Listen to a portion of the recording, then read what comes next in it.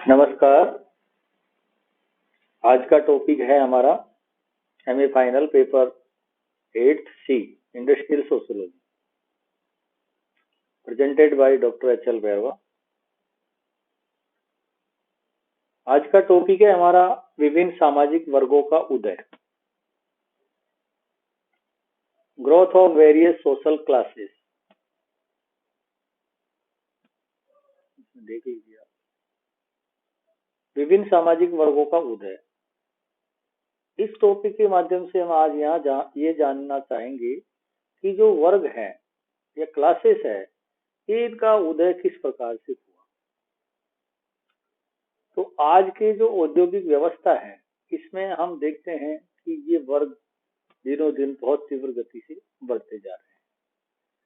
तो यहाँ पर आज की औद्योगिक व्यवस्था में जो बड़े पैमाने पर उत्पादन किया जाता है, जिसके लिए बड़ी मात्रा में पूंजी एवं अन्य साधनों की व्यवस्था की जाती है।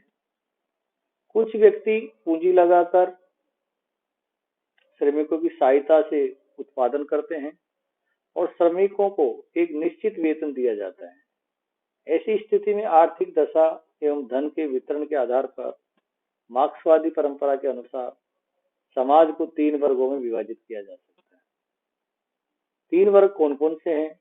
पहला है पूंजीपति, दूसरा है श्रमिक, तीसरा है नवविकसित यानी मध्यम वर्ग।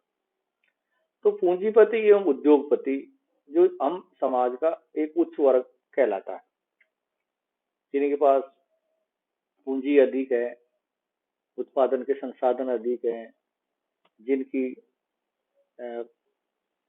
एक तरीके से समाज में उच्च स्थिति मानी गई है।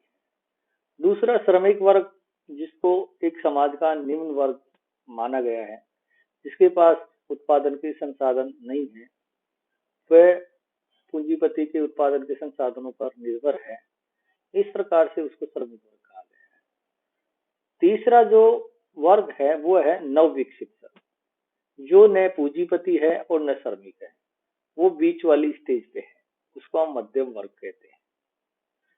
मध्यम वर्ग एक ऐसा वर्ग है जो न तो उच्च वर्ग है और न निम्न वर्ग है, अर्थात न वो मालिक है न श्रमिक है, वो बीच वाला है। बीच वाले वर्ग में विशेषकर आज का जो अधिकारी वर्ग है या कर्मचारी वर्ग है, वो इसमें सम्मिलित किया गया है। तो यहाँ पर हम एक एक वर्ग की विशेषता विस्तार से चर्चा करेंगे। पूंजीपति एवं उद्योगपति, जिसको हम उच्च वर्ग की कैटेगरी में रखते हैं। इसमें क्या है कि उद्योग की स्थापना एवं संचालन पूंजीपतियों द्वारा की जाती है तथा उद्योग की सभी क्रियाएं उनके नियंत्रण में होती है। श्रमिकों का नियोजन एवं प्रबंध भी यही वर्ग करता है। ये व्यवसाय में पूंजी लगाकर जोखिम लेते हैं, अतः व्यवसाय से अधिक लाभ अर्जित करना अपना अधिकार समझते हैं। अपने लाभ के लिए उत्पादन के अन्य साधनों का जिनमें मतलब श्रम भी सम्मिलित है, का अधिक से अधिक शोषण करने का प्रयास करते हैं। किसका? श्रमिकों का। एक तरीके से अपनी पूंजी एवं साधनों के आधार पर ये समाज का शक्तिशाली एवं उच्च वर्ग माना जाता है और पूंजीवादी व्यवस्था में समाज के विभिन्न क्षेत्रों में इस वर्ग का बड़ा प्रभुत्व है। संख्या इनकी बहुत कम होती है, लेकिन इस समाज की विभिन्न क्रियाओं पर प्रभावशाली नियंत्रण रखते हैं। तो इस प्रकार के वर्ग को हम पूंजीपति एवं उद्योगपति वर्ग कहते हैं। दूसरा वर्ग है श्रमिक वर्ग, जिसको हमने आपको पहले भी विस्तार से बता चुके हैं और यहाँ पर आप इसको और देख लीजिए। श्रमिक वर्ग का तात्पर्य होता है जो कल कारखानों में काम करता है, जो अपना जीवन जीने के लिए जो अपनी मूलभूत आवश्यकताओं की प्राप्ति मूल आवश्यकताओं की पूर्ति के लिए वो पूरी तरह उद्योग और उद्योगपतियों पर निर्भर रहता है। वो अपनी श्रम बेचता है और अपना पेट भरता है, अपना जीवन निर्वहन करता है। इस तरीके से श्रमिक वर्ग होता है।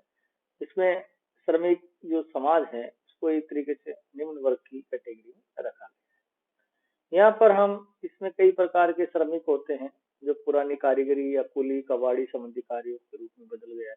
ये कई तरीके से है। इसमें हम श्रमिक शारीरिक श्रम प्रदान श्रमिक के रूप में इसको एक कैटेगरी में रख सकते हैं। दूसरे कुशल एवं अर्धकुशल श्रमिक के रूप में इसका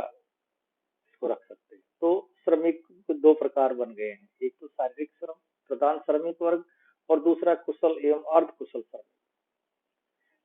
शारीरिक श्रम प्रधान कार्यों में शिक्षा और कुशलता की आवश्यकता नहीं होती है, वो अपनी मेहनत और अपनी ताकत के बल पर कार्य करता है। इसमें शारीरिक कार्य प्रधानता रखता है और इसकी पारिश्रमिक भी कुशल श्रमिकों की अपेक्षा कम होती है। दूसरा जो वर्ग है कुशल श्रमिकों का है, इसका कार्य तकनीकी एवं मशीनी हो गया है। इनके लिए शिक्षा प्रशिक्षण की आवश्यकता होती है तथा शारीरिक श्रम की कठोरता नहीं होती है। इनका वेतन अकुशल श्रमिकों की तुलना में ज्यादा होता है तथा ये श्रमिक वर्ग में अपने को अधिक सम्मानित समझते हैं।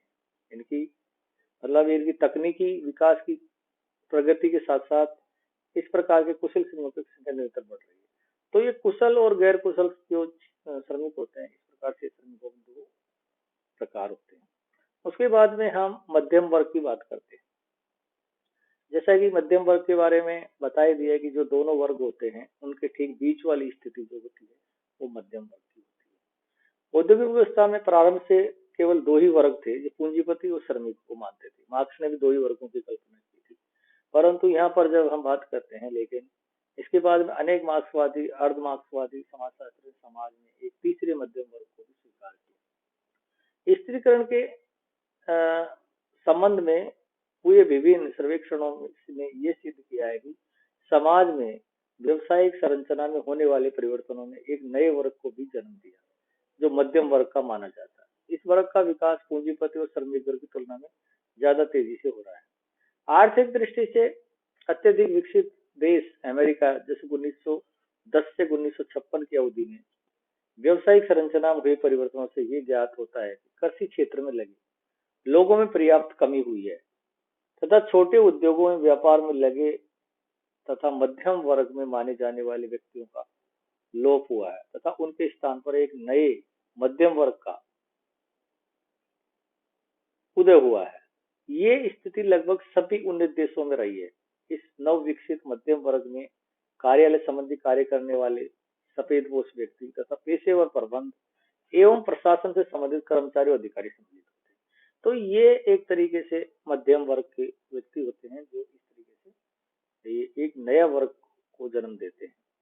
तो ये इस तरीके से तीन वर्ग होते हैं इसमें, और वर्ग व्यवस्था के अंदर इनकी उत्पत्ति का कारण भी ये चीजें होती है।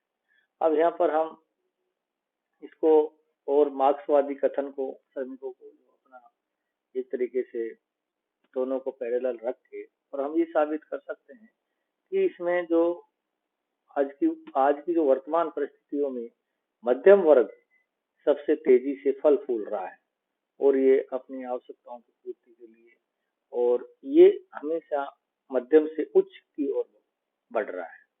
तो यहाँ पर हम समाजशास्त्र के तृतीय विश्व सम्मेलन में प्रचुरता के युग में वर्ग संगठन यानी वर्ग संगठन का एक नया सिद्धांत से संबंधित विषय पर अपने प्रतिवेदन में जे बर्नार्ड ने बताया है कि अमेरिका तथा अन्य विकसित पूंजीवादी देशों में अब वर्गों का लोप हो रहा है। मतलब वर्ग, निम्न वर्ग का और उच्च वर्ग का दोनों का लोप हो रहा है तथा पूंजीपति उद्योगपतियों के सर्वोच्च वर्ग और श्रमजीवी यानी सर्वहारा व्यक्तियों के निम्न वर्ग दोनों मध्यम वर्ग में समाते हुए जा रहे हैं, इक्वलिटी की तरफ आ रहा है। ये किसने कहा? जे बर्नार्ड ने।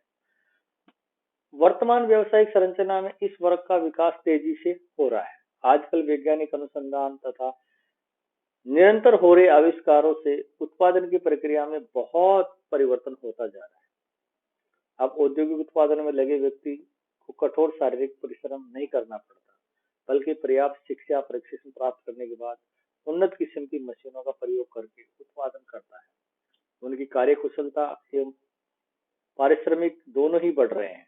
तकनीकी ज्ञान एवं अधिक आय से उनकी सामाजिक एवं आर्थिक स्थिति में बहुत ज्यादा परिवर्तन हो रहा है।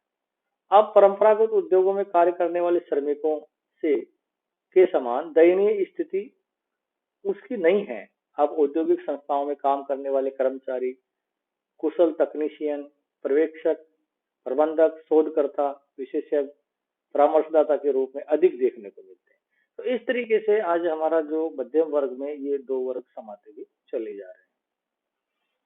कुछ संकीर्ण और संकुचित साम्यवादी विचारधारा के व्यक्ति इस नवविकसित मध्यम वर्ग को स्वीकार ही नहीं करना चाहते।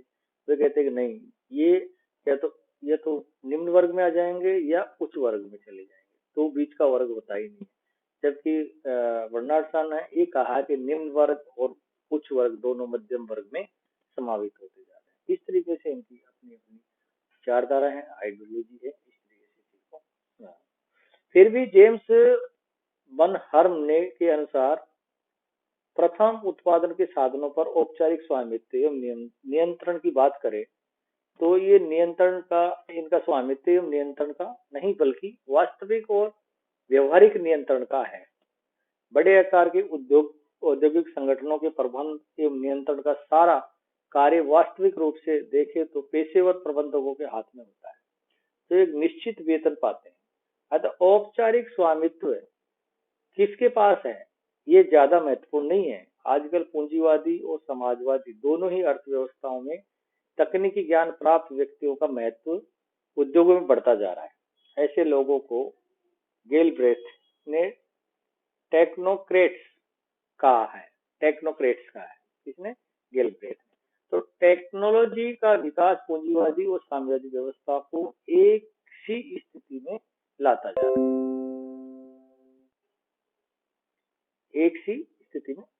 है, इस प्रकार से आज का जो ये टॉपिक है वो, इसमें ये साबित होता है कि विभिन्न सामाजिक वर्गों का उदय और इस तरीके से इनमें इक्वलिटी इस तरीके से आ रही है। इतना ही आज के लिए, नमस्कार।